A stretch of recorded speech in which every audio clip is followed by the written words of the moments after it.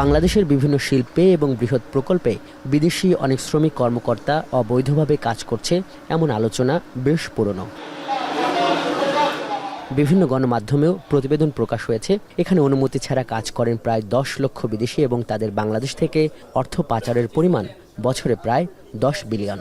বাংলাদেশের মতো কর্মসংস্থান সংকটে থাকা একটি দেশের জন্য বিদেশি জনশক্তিকে এভাবে কাজ করতে দেওয়ার বিষয়টিকে আদালত পর্যন্ত নিয়েছে চাকরি প্রত্যাশী একটি পক্ষ। আদালতে গড়ানোর পর প্রশ্ন উঠেছে, এসব বিদেশিরা কিভাবে কোন চ্যানেলে টাকা পাঠায়, কেন আইনশৃঙ্খলা বাহিনী তাদের ব্যাপারে নিষ্ক্রিয় এবং প্রকৃতপক্ষে তাদের সংখ্যাই বা কত? এতদিন এ নিয়ে বড় কোনো পদক্ষেপ দেখা না গেলেও শেখ হাসিনা সরকার পতনের পর প্রথম দালিলিক কোনো উদ্যোগ নিতে দেখা গেল সরকারকে।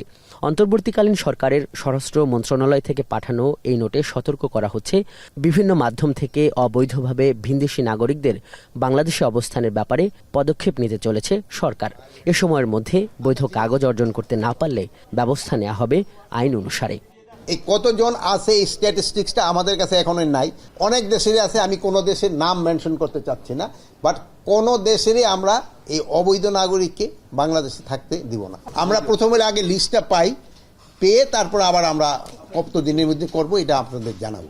এখানে স্বরাষ্ট্র উপদেষ্টাকে প্রশ্ন করা হয় ভারতের বিভিন্ন সারির রাজনৈতিক নেতৃবৃন্দ এবং সে দেশের মিডিয়ায় বাংলাদেশ নিয়ে অপপ্রচার সম্পর্কেও।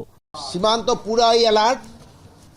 ওরা শুধু সিলেটে নয়, বেনাপোল এবং অন্যান্য ইসেও তারা কি করছে, এইটার কিন্তু প্রতি উত্তর আপনারাই সবচেয়ে বেশি দিতে পারেন। আপনারা সত্যি খবরটা প্রকাশ করে দেন, তাদের যে মিথ্যা যে খবর প্রচার করে ওদের মুখে চুনকালি পড়বে। স্বরাষ্ট্র উপদেষ্টাকে 2 দিন আগে বাংলাদেশ সীমান্তে বিএসএফ কর্তৃক বাংলাদেশি হত্যার ব্যাপারে জানতে চাওয়া হয়। এ ব্যাপারে তিনি বলেন, সীমান্তে জরুরি অ্যালার্ট জারি আছে এবং উদ্বিগ্ন হবার মতো কোনো ঘটনা নেই। বর্ডারে কোনো অবৈধ অনুপ্রবেশ কোথাও এবং কোনো সময় বরদাস্ত করা হবে না। আজহার লিমন, এখন, ঢাকা।